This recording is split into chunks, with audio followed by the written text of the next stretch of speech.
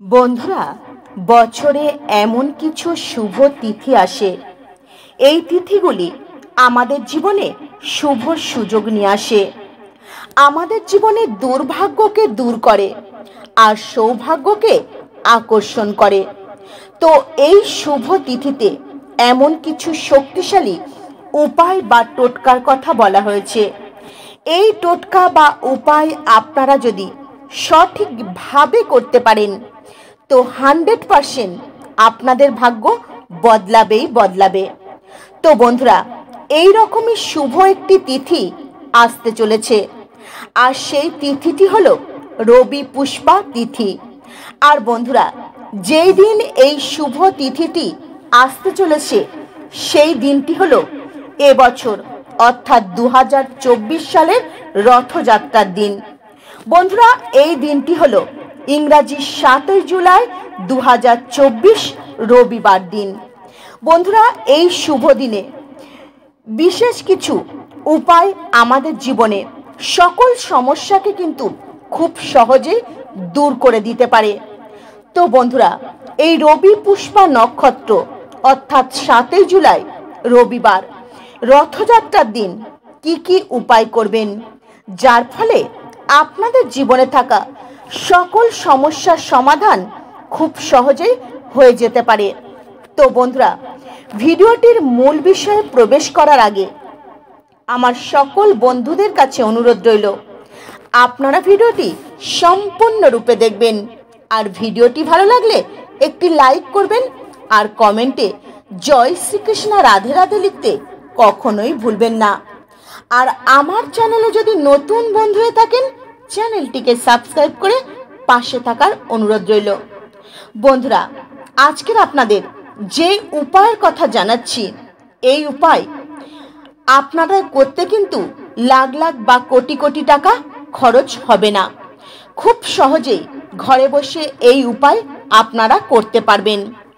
বন্ধুরা, যেহেতু এই বিশেষ দিনটি এবছর রথযাত্রার দিন পড়েছে, তাই এই দিনটি কিন্তু ভীষণই শুভ হতে চলেছে।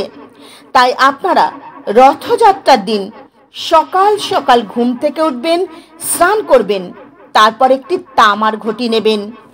সেই ঘটিতে 1 ঘটি শুদ্ধ পরিষ্কার জল নেবেন, আর সেই জলের মধ্যে 11টি শুকনো লঙ্কার বীজ দিয়ে দেবেন। তারপর সেই জল সূর্যদেবের উদ্দেশ্যে যে কোনো গাছের গোড়ায় অর্পণ করবেন। বন্ধুরা, শুধু তুলসী গাছ আর কাঁটা গাছের গোড়ায় কখনোই কিন্তু জল অর্পণ করবেন না। আর এই জল অর্পণ করবার সময় আপনারা অবশ্যই এই মন্ত্রটি 11 বার জপ করবেন। মন্ত্রটি হলো ওং সূর্যা দেবায় নমঃ। এই মন্ত্রটি 11 বার জপ করবেন আর জল অর্পণ করবেন। বন্ধুরা, এই উপায় যদি আপনারা রথযাত্রার দিন করতে পারেন তো সমস্ত সমস্যা কিন্তু আপনাদের জীবন থেকে দূর হবে, সমস্ত বিপদ আপদ দূর হবে, সমস্ত কাজকর্মের বাধা কিন্তু কেটে যাবে। যদি আপনি ব্যবসা করেন, ব্যবসায় যদি শুধু লস আর লস হয়, ব্যবসায় যদি উন্নতি কিছুতেই না হয়, লাভ যদি কিছুতেই না হয়, তাহলে সেক্ষেত্রে আপনারা এই উপায়টি রথযাত্রার শুভ দিনে অবশ্যই করতে পারেন। বন্ধুরা, যদি আপনি সরকারি জব করেন, যদি আপনার জবে কিছুতেই প্রমোশন না হয়, বা আপনি যে জায়গায় কাজ করছেন নানান রকম সমস্যা বাধা বিঘ্ন যদি দেখা দেয়, তাহলে আপনারা এই উপায় করতে পারেন। বা আপনি নতুন যে কোনো কাজ শুরু করছেন, সেই কাজে বারবার বাধা আসছে, তাহলে মনে নিষ্ঠা ভক্তি রেখে রথযাত্রার দিন এই উপায়টি একবার করে দেখুন, সমস্ত কাজকর্মের বাধা কিন্তু কেটে যাবে। বন্ধুরা, এই রথযাত্রার দিন আপনারা যে জলে স্নান করবেন, সেই জলের মধ্যে একটি এলাচ ফাটিয়ে কিছুক্ষণের জন্য রেখে দেবেন। তারপর সেই জলে আপনারা স্নান করবেন। এতে আপনাদের মধ্যে থাকা সমস্ত রকম দুশ্চিন্তা এবং নেগেটিভ এনার্জি আস্তে আস্তে কিন্তু কেটে যেতে শুরু করবে।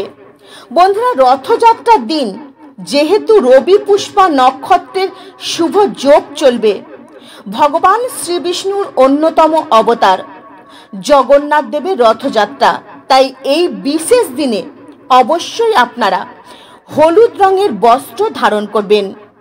তারপর আপনারা যে কোনো ভগবান শ্রী বিষ্ণুর মন্দিরে যাবেন, সেখানে গিয়ে হলুদ রঙের জিনিস দান করবেন, যেমন ছোলার ডাল, মটর ডাল বা হলুদ রঙের পাকা কাঁঠালি কলা। এগুলো কিন্তু ভগবান শ্রী বিষ্ণুর উদ্দেশ্যে আপনারা দান করতে পারেন, বা হলুদ রঙের বস্ত্র দান করতে পারেন।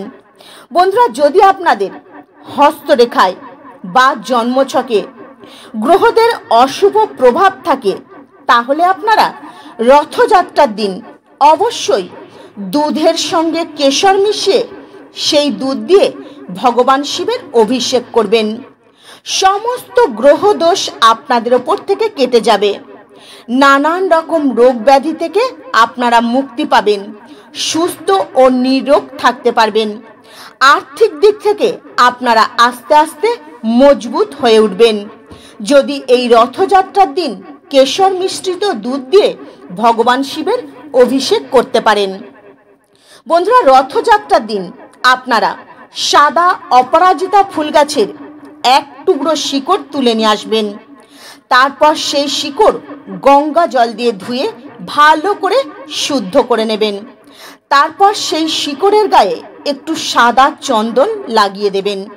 তারপর সেই শিকড় আপনাদের ঠাকুর ঘরে ঠাকুরের সামনে রেখে দেবেন, ধূপ প্রদীপ দেখিয়ে আরতি করবেন। তারপর সেই শিকড়ের সামনে বসে 108 বার গায়ত্রী মন্ত্র জপ করবেন। বন্ধুরা, 108 বার গায়ত্রী মন্ত্র জপ করবার পর ওই শিকড়টি আপনারা তামার কিংবা রূপোর তাবিজে ভরে আপনারা ধারণ করবেন।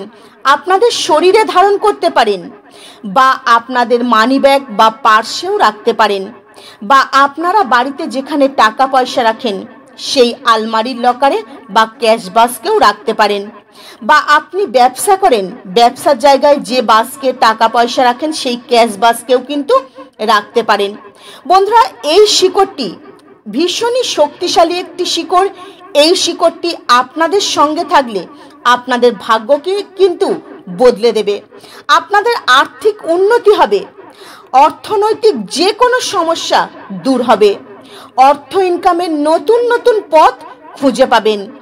অর্থ ইনকাম যেমন আপনাদের বাড়বে, ঠিক তেমনই অর্থকে কিন্তু সঞ্চয় করেও রাখতে পারবেন।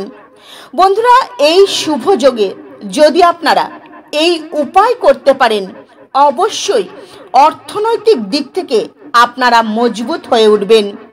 বন্ধুরা, এই শুভ দিনে আপনারা চেষ্টা করবেন আপনাদের সামর্থ্য মতো গরিব দুঃখী মানুষকে অন্ন বস্ত্র অর্থ দান করবার।